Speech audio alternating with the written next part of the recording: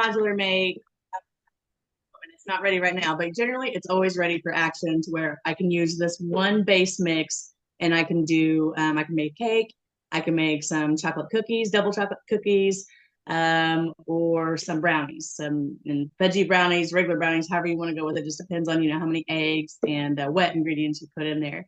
So just real quickly, a master mix is going to be a bulk creation of your dry ingredients for baking, like I explained, cookies, cakes, pancakes, waffles, there's all kinds of master mixes out there from Tupperware.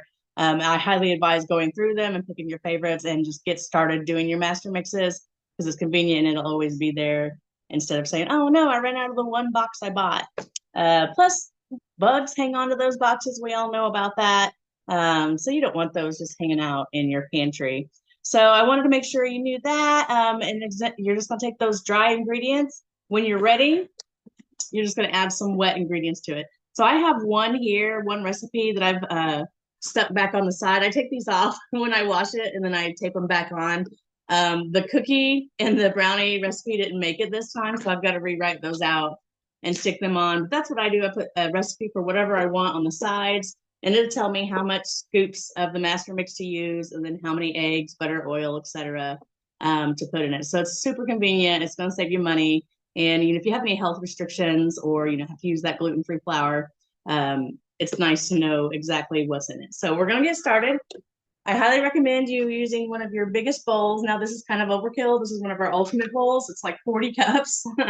So it's a little overkill, but you want a lot of space because you're adding cups upon cups upon cups. You're doing a bulk creation.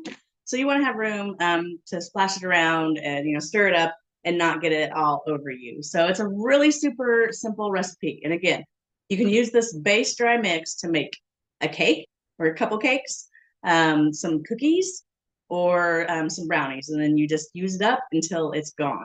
So first we're going to start with flour. So I have to use 4 cups of GF flour. I am going to share the recipe because if you get to use regular flour, you're going to use 6 cups. So there's kind of a big difference there in the amount of flour that you're going to use, whether you're going gluten-free or not. So I'm using 4 cups, but make a mental note to check the recipe later so that you know exactly how much to use for the kind you want. And I just used our little bottom of my whipping mix because it will hold that many. It'll hold actually even more than that. But I knew I needed a big one to hold all 4 of those cups, just to kind of make it fast and convenient. And then next, again, more fast and convenient, I needed 3 cups of sugar. So I used my math and I counted 2 cups plus 1 cup equals 3 cups. I knew my micro pitchers would be perfect for 3 cups.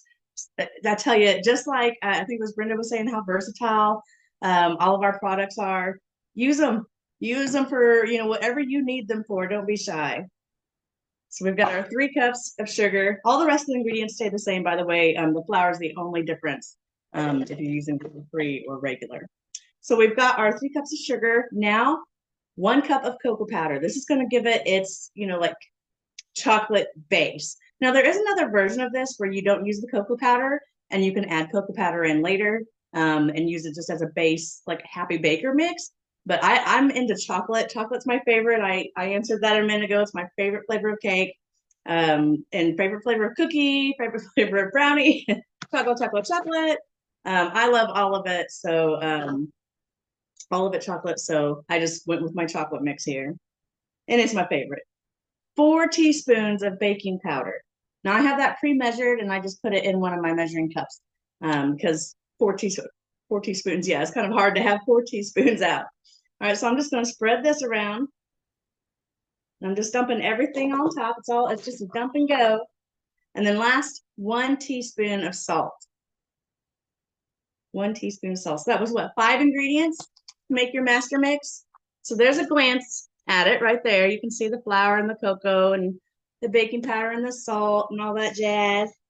We're just going to give it some stirs here with my silicone spatula.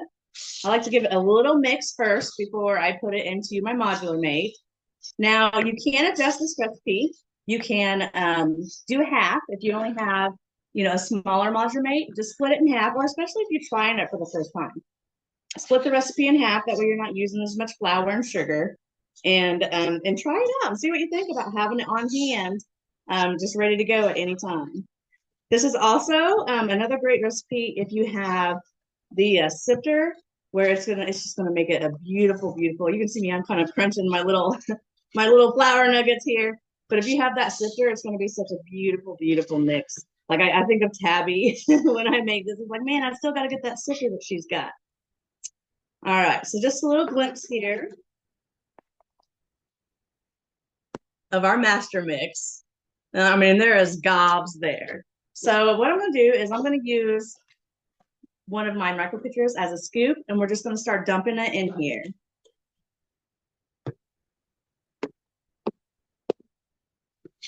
And this is actually, I mean, I've made like little packets for gifts before where like, oh, I saw that for brownies, it's 1.5 cups of the mix, plus, one egg, a little bit of this, whatever.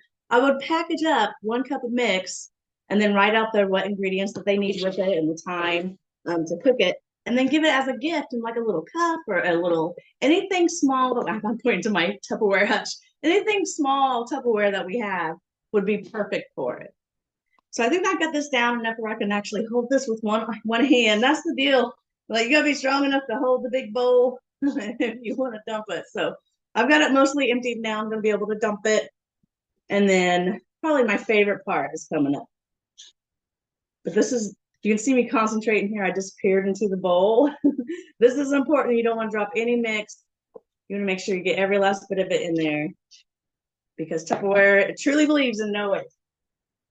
All right, so you can see I can double that batch. I can just about double that batch and have a full container of my master mix. So love that. So I'm really happy that this is redone because it's probably been 2 weeks that this has been empty. Don't tell anybody. It's been like 2 weeks since this has been empty, and this is like my go-to. I love it.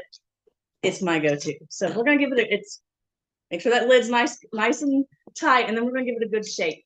Just shake it all around. And that's it. I'm going to set it in my pantry. This weekend, I have plans of making some double chocolate cookies, which is what I've been craving. So, I'll scoop out whatever mix I need or however much mix I need.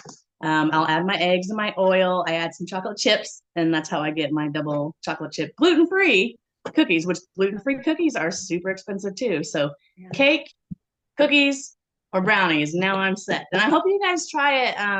There's so many of them. If you dig around, I'm sure you can find all the different recipes. I have a ton of them, so you can also message me if you want something specific too, but highly recommend it.